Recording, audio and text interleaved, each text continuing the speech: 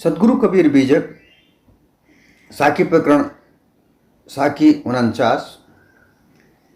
मलियागिरी की बास में बेधा ढांक पलास, बेना कबऊ न बेधिया जुग जुग रैया पास। इस साखी के द्वारा सदगुरु कबीर चंदन का दृष्टांत देते हुए फिर से एक दृष्टांत दे रहे हैं, एक सीख दे रहे हैं। जिस तरीके से पिछले साखी में मलियागिरी चंदन की ही बात कही कि उस चंदन की खुशबू से सारे पेड़ में खुशबू हो जाती है, परंतु कुछ ऐसे वृक्ष भी होते हैं जिनमें उस चंदन की खुशबू नहीं होती। उसी को लेकर सदगुरु कबीर यहाँ ये दृष्टांत के द्वारा एक ज्ञान, एक जानकारी बता रहे हैं कि मलियागिरी पर्वत पर, मलियागिरी पर्वत माल्यवान नाम का पर्वत है। ये माल्यवान भी एक राजा हुआ करता था, उसी के नाम से ये मलियागिरी पर्वत हुआ है।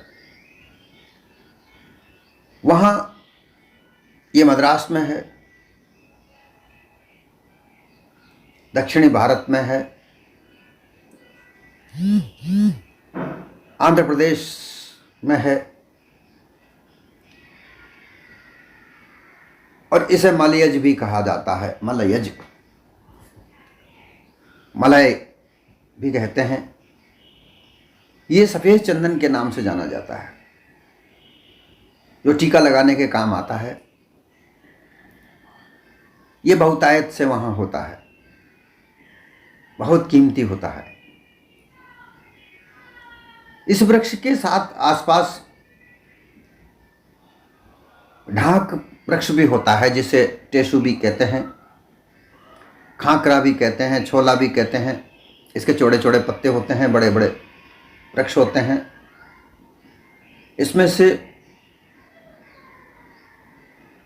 फरवरी मार्च के मध्य में केसरिया फूल आते हैं, बहुत सुंदर फूल होते हैं, जिन्हें टेसु कहते हैं। ये वृक्ष ठोस होता है। इसकी डाली से रेशे निकालकर उससे रस्सियां भी बनाई जाती हैं। ये जहां भी मलियागिरी चंदन का वृक्ष होते हैं उसमें के आसपास होता है। जहां ये होता है तो मलियागिरी चंदन की खुशबू इसके अंदर भेद जाती है, इसकी संधि में प्रवेश कर जाती है, और इसमें से मलियागिरी की खुशबू आने लगती है। ऐसा लगता है जैसा यही मलियागिरी का चंदन का वृक्ष है। परंतु बेना कबो ना बेंदिया, बेना कहते हैं, बेना बांसुरी से कहते हैं। बांसुरी बांस की बनाई जाती है, इसलिए उसका वृक्ष का नाम बेना, यहाँ बेना प्रयोग किया गया कि बेना बांस वृक्ष होता है, उसमें ये चंदन की खुशबू नहीं भेदती, उसमें चंदन की खुशबू नहीं रहती, प्रवेश ही नहीं करती। ऊपर से वह वृक्ष चिकना होता है, कठोर होता है, अंदर पोला होता है, और बीच बीच में गांठें होती हैं। परंतु उसमें उससे ज़्यादा मोटा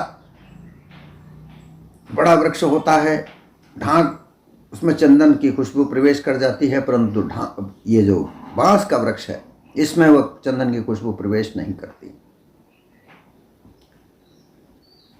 इस बात से सदगुरु कबीर संसार के लोगों को समझाना चाहते हैं कि ये जो चंदनगिरी, मलियागिरी चंदन रूपी जो जीव है, इसके साथ में आने वाले लोग चार खानियों की जो जीव, ये जो जीव है, ये 4 खानियों से जाना जाता है। 4 खानियां: अंडज, अंडे से पैदा होने वाले; पिंडज, पिंड से पैदा होने वाले, अंडे से पैदा होने वाले, जैसे जो पक्षी होते हैं वो अंडा देते हैं, उस अंडों से बच्चे निकलते हैं। पिंडज, जो शरीर से पैदा होते हैं, जो पशु होते हैं, मानव होता है, ये पिंड से पिंड पैदा होता है। फिर उष्मज, उष्मा से पैदा होते हैं, गर्मी से। जैसे अनाज को कहीं भर दिया जाता है, कुछ महीनों बाद अगर उस अनाज को देखा जाए तो उनमें छोटे छोटे कीड़े मकोड़े हो जाते हैं, ये गर्मी से। उष्मज और स्वेदज, स्वेद अर्थात पसीने से भी पैदा होते हैं। इस प्रकार से 4 खानियां कही गई हैं। उन 4 खानियों में जीव बताया गया है। जीव 4 खानियों में है और इस चेतन स्वरूप जीव की सत्ता से, संबंध से ये 4 खानियां चलती हैं। परंतु बांस रूपी बड़े बड़े चट्टाने, पत्थर, पृथ्वी आदि 5 तत्व जुग जुग से, आदि अनादि काल से, युगायुगों से अपने अपने जगह रूप में पास में पड़े रहते हैं, किंतु इसमें चेतन का प्रकाश कभी नहीं होता। वे कभी भी चेतन सत्ता संयुक्त सुख दुख की जानने वाले नहीं होते, प्रत्युत स्वरूप में सदा जड़ ही बने रहते हैं। कहने का तात्पर्य यहां यह होता है कि जो जड़ पदार्थ है, वो जड़ पदार्थ स्वयं अपने आप से परिवर्तन नहीं होता। उसे परिवर्तन करने के लिए ये चेतन स्वरूप जीव की ही सत्ता प्रयोग की जाती है। जीव ही अपने सत्ता से उसको परिवर्तन करता है।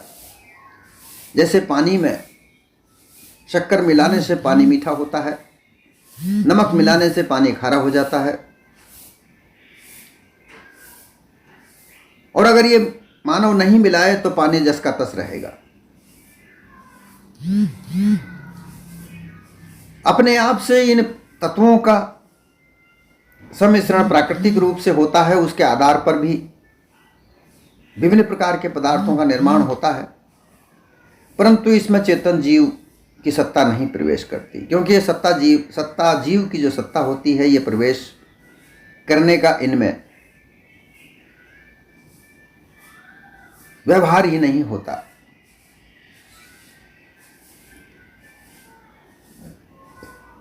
इसके अलावा ये चेतन और ये जड़ पदार्थ आदि अनादि से हैं, परंतु बिना चेतन के ये अपना स्वरूप नहीं बदल सकते। बहुत से लोग इन जड़ पदार्थों में चेतना मानते हैं और उसी को जीव कहते हैं। ऐसे लोगों से मैं कहना चाहता हूं कि जरा आप विचार करके देखिए, आप सूर्य को जीव कह रहे हैं, उसमें चेतना कह रहे हैं,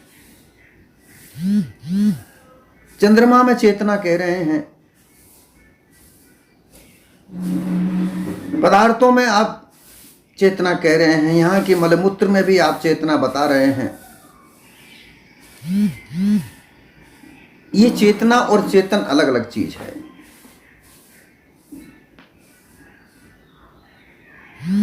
उनमें जीव नहीं है, जीव बिल्कुल अलग है। एक साहब ने मुझसे पूछा कि क्या सूर्य में जीव नहीं है? भाई ऐसा कुछ नहीं है। सूर्य, चांद, तारे ये सब जड़ पदार्थ हैं। सूर्य प्रकाश इसलिए कर रहा है कि वहां गैस जल रही है। सूर्य में हजारों करोड़ों टन गैस है, वो गैस जल रही है, उससे वो प्रकाश हो रहा है। जिस दिन वो गैस खत्म हो जाएगी, जलना बंद हो जाएगा, सूर्य का प्रकाश बंद हो जाएगा।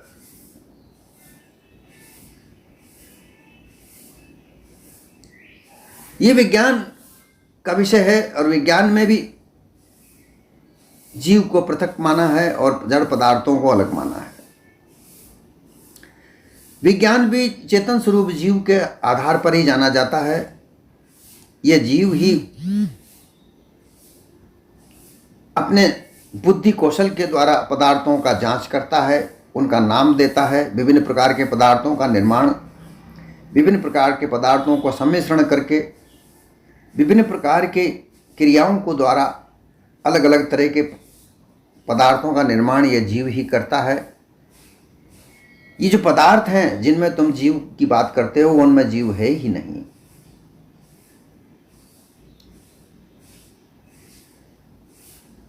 इसी प्रकार से मनुष्य जन्म को प्राप्त करके पार के साधु गुरु के सत्संग में विचार निवास करके ढाक पलाश के समान नम्र कोमल श्रद्धालु सत्संगी निरभिमानी नरजीवों के हृदय में विवेक विचार की सुगंध पारक बोध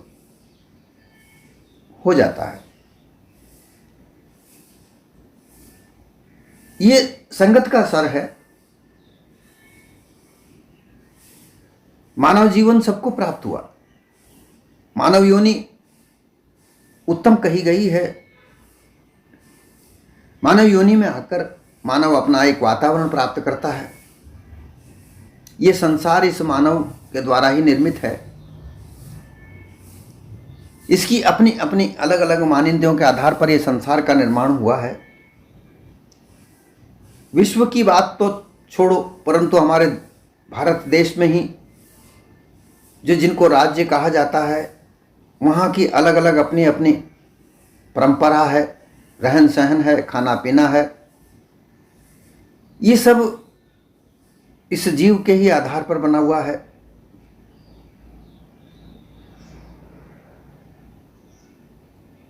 परंतु संगत के अनुसार ये मानव कुकर्मों को भी धारण करता है और शुभ कर्मों को भी धारण करता है। मिथ्यावादी भी हो जाता है और सत्यवादी भी हो जाता है। सत्यवादी कब होता है कि जब वह पार की संतों का संग करे, गुणीजनों के साथ बैठे ज्ञान गुण को धारण करे, क्योंकि मानव का गुण ही बड़ा होता है। बिना गुण के वो मानव किसी काम का नहीं है।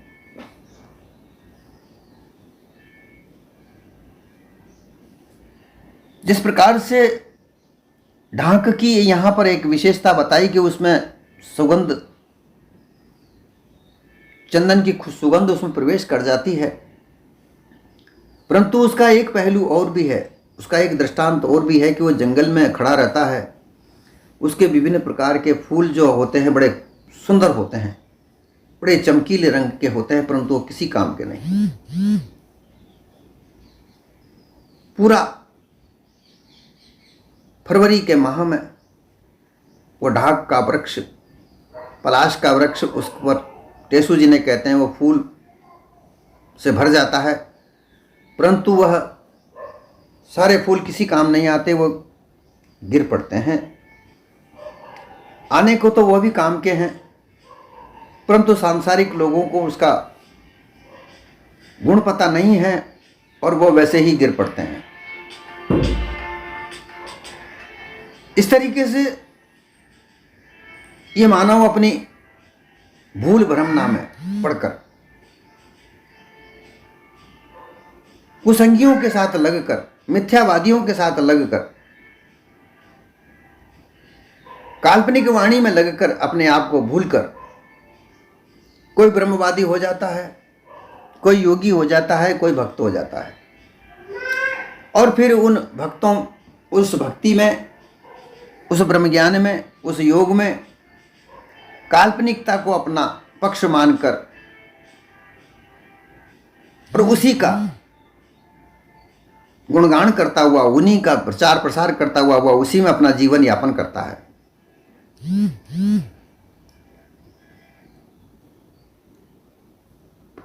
उसमें मलयगिरी चंदन की खुशबू अर्थात गुण वैसे ही प्राप्त होते हैं जैसे उनको उनके गुरुओं ने समझाया होता है।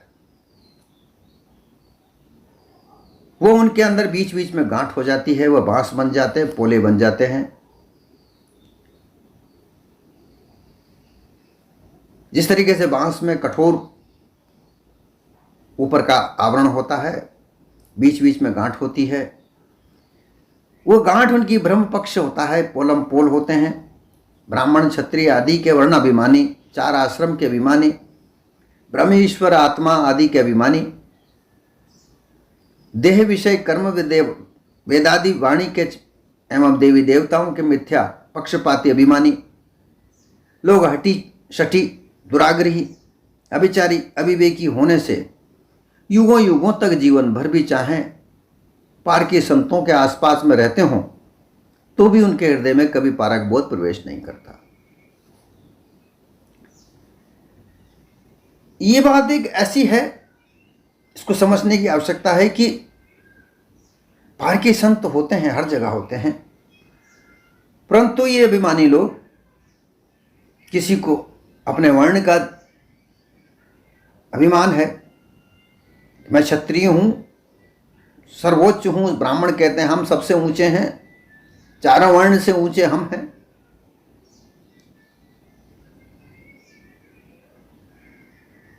आश्रम के अभिमानी लोग फिर ब्रह्म ईश्वर आत्मा, ये 3 प्रकार की विचारधारा आध्यात्म क्षेत्र में चलती हैं। सामाजिक की बात अलग है। सामाजिक क्षेत्र में तो ये वर्ण आश्रम, कोई क्षत्रिय, कोई वैश्य, कोई शूद्र, कोई ब्राह्मण, ये अपने अपने वर्ण अभिमान में है। आश्रम बनाने वाले लोग ब्रह्मचार्य हूं, मैं ब्रह्मचारी हूं, मैं सन्यासी हूं, मैं वानप्रस्थी हूं, मैं गृहस्थी हूं। गृहस्थी कहता है सबसे बड़ा गृहस्थ आश्रम है। ऐसे अभिमानी लोग फिर आध्यात्म विचारधारा में ब्रह्म ईश्वर आत्मा आदि के विचारधारा के लोग अपने अपने विचारधारा में अपने अपने अभिमान, और जो देह के विषय कर्म में लगे हुए लोग, अज्ञानी लोग, जहां महा अज्ञानता है, वो विषय वासना को ही अपना सर्व कुछ मानते हैं, वो उनका अभिमान करते हैं। वाणी के अभिमानी लोग जो विभिन्न प्रकार की वाणियों पर विचार करते हैं, वह मिथ्या मानिंदियों में उलझकर उन वाणियों का उलट पुलट करके लोगों को नीचा दिखाते हैं, अपने आप को बड़ा विद्वान मानते हैं कि हम वाणी के जानकार हैं, अन्य कोई है नहीं। उनमें उलट सुलट करके, शब्दों के भेदभाव में लाकर उलट सुलट करके लोगों को चकित करते हैं, भ्रांति डालते हैं। परंतु वो कभी भी पारक सिद्धांत के लोगों के पास उठते बैठते नहीं हैं। कभी उनसे वार्ता करते हैं तो वो उनकी निंदा ही करेंगे, जबकि पारखी संतों के पास यथार्थ ज्ञान होता है, सत्य ज्ञान होता है, जो जीवन में काम आए। ईश्वर ज्ञान, ब्रह्म ज्ञान, आत्मा ज्ञान, ये जीवन में कभी काम नहीं आता। ये केवल विचार मग्न वाली बातें होती हैं, विचार में मग्न होते हैं। इसके अलावा ये जीवन में कोई काम नहीं आता। मिथ्या पक्ष है, सारा जीवन इसमें बिताकर अध्यासवश पुनः आवागमन में जाते रहते हैं। अपने चैतन्य पद ज्ञान गुण देश में वो प्रवेश नहीं कर पा सकते। इसलिए सद्गुरु इस साखी के द्वारा यह कहते हैं कि है लोगों, ये जो तुम्हारा मिथ्याभिमान है, ये मिथ्याभिमान तुम्हें अपने आप से दूर रख रहा है। तुम सत्य यथार्थ को जान ही नहीं पा रहे हो। मिथ्यावादी वाणी जाल में पढ़कर तुम फिर से खानी जाल में जाके पड़ोगे।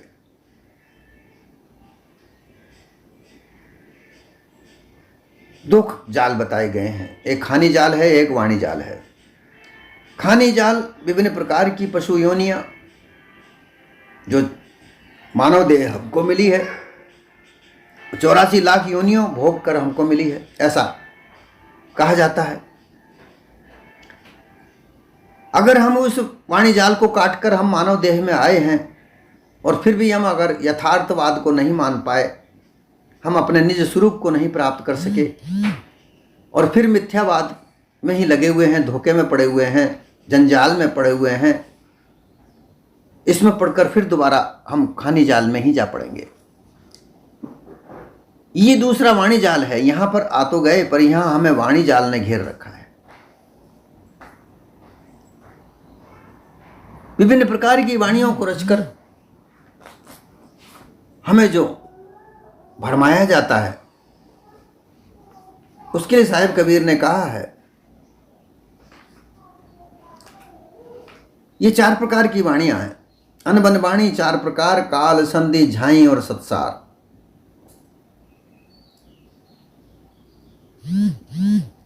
अक्षर पूजा, सेवा जाप और महात्म जेते थाप, यही कहावत अक्षर काल। जाए नहीं उर होए भास। काल, संधि, झाई और सत्सार, ये 3 प्रकार के जो मायावी जाल हैं, ये वाणी जाल है। जिसमें काल है, जिसमें पूजा पाठ करना, जाप जप तप करना, महात्म गाना, कीर्तन गाना, ये जितने भी हैं ये सब अक्षर जो भी हैं, जो भी हम वाणियाँ गाते हैं, ये सब काल की वाणियाँ हैं। सोहं ओम आत्माराम, माया मांत्रिक, ये सब काम, यही अक्षर सब संदिक कहें, जय माँ जीव निस वासन रहे। जो ओहं सोहं का ओहं का मतलब है ओमकार, सोहं और आत्माराम, 3 शब्द हैं ब्रह्म के, ओम सोम राम। न्यारे न्यारे भेद से जप इष्ट से सब कोई जपते नाम। ओम उपासक जपत हैं, सोहम ज्ञानी नाम। कर्मी राम को जपत है, 3 नाम एक ठाम। ये 3 शब्द कहे जाते हैं, ये सब संधि के लिए हैं। ओम, ये प्रणव अक्षर सभी मंत्रों के आगे लगाया जाता है। सोहं, ये ज्ञानी लोगों का जाप मंत्र है। राम, ये कर्मी लोगों का जाप मंत्र है। इसी प्रकार से ब्रह्म के कई प्रकार बताए गए हैं। निर्गुण ब्रह्म, सरगुण ब्रह्म, शुद्ध ब्रह्म। फिर है निर्गुण अलख अक निर्वाण, मन बुद्धि इंद्रिय नहीं जान, विधि निषेध जन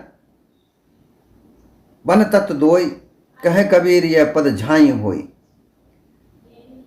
ये झाई जहां कहा जाता है कि ब्रह्म को मन बुद्धि वाणी नहीं जानती, वह जानी नहीं जाती, वो प्रज्ञान ब्रह्मानंद है, आनंद स्वरूप है, वह जाना ही नहीं जाता। ऐसे शब्द जो हैं ये झाई स्वरूप हैं। अर्थात कर्मी, उपासक और योगी और ब्रह्मज्ञानी, ये सब झाई तक ही हैं। कर्मी काल शब्द हैं, काल शब्द का निर्माण करके, विभिन्न प्रकार की वाणियों का निर्माण करके ईश्वर सरगुण ब्रह्म उपासना और कर्मकांड है। फिर झाई निर्गुण परमेश्वर को प्राप्त करने के लिए उसे मानना, उपासना करना। फिर झाई योग द्वारा, ब्रह्मज्ञान द्वारा परमात्मा को प्राप्त करना, सर्वाधिष्ठान ब्रह्म मानना, ये सब झाई है। इस प्रकार से ये इस काल संधि और झाई में पड़े हुए वाणी का जाल है। इस वाणी में जाकर के अंत में आवागमन के चक्र में पढ़कर विभिन्न प्रकार की फिर खानी योनि में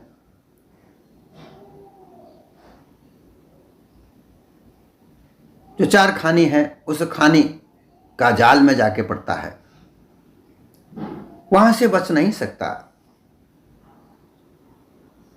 अर्थात चंदन वृक्ष रहने के बाद भी, चंदन वृक्ष होने के बाद भी, बांस जैसे लोग, जिनको बांस कहा जाता है, ये ऐसे लोग पारख बोध ज्ञान गुण को प्राप्त नहीं कर सकते। वो अपने स्वार्थी भाव में, मिथ्या पक्ष में ही रहते हैं, जिसमें लोभ है, मोह है, लालच है, मोह बंधा हुआ है। सबसे बड़ी जो बंधन है वो मोह का है।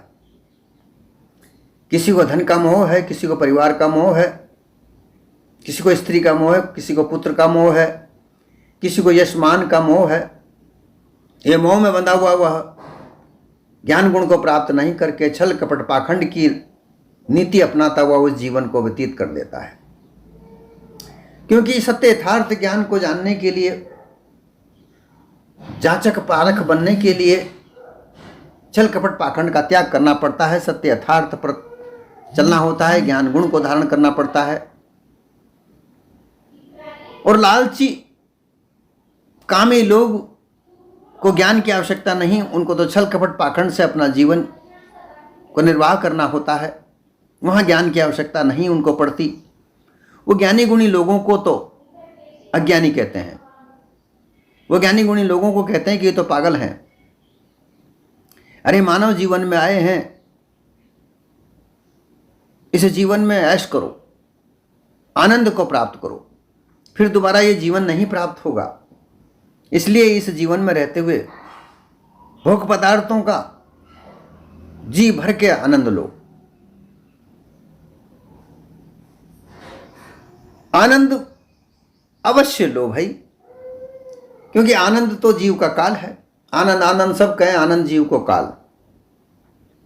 यही तो आनंद रूपी काल है। ये वाणी का जाल है।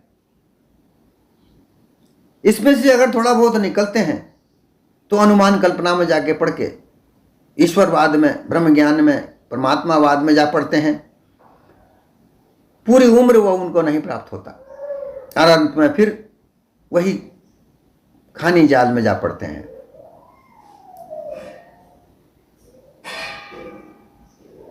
अब अगर देखा जाए तो यहां पर एक ऐसा हो सकता है,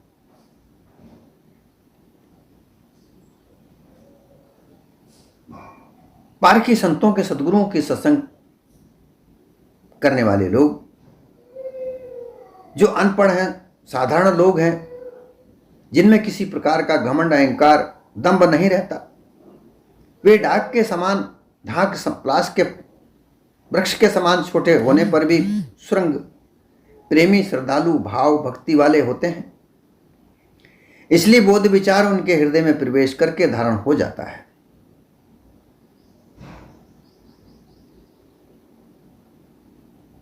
गुरु नियम को पालन करके वे अपना जीवन उद्धार भी कर लेते हैं।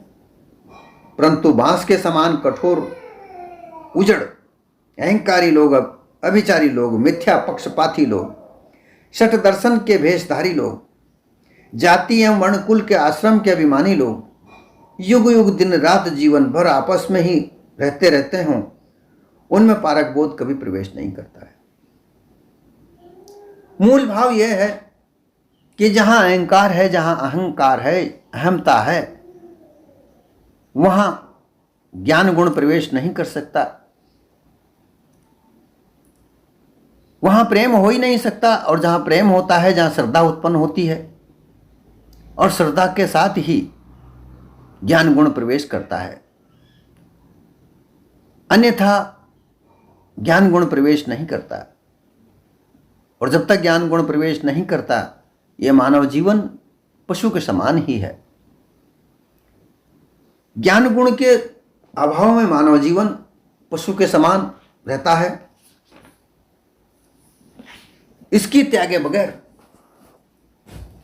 मानव जीवन का कल्याण कदापि नहीं है। कल्याण का अर्थ है, आशय है, मानव जीवन गुणवान बने, और मानव का गुण ही काम आता है।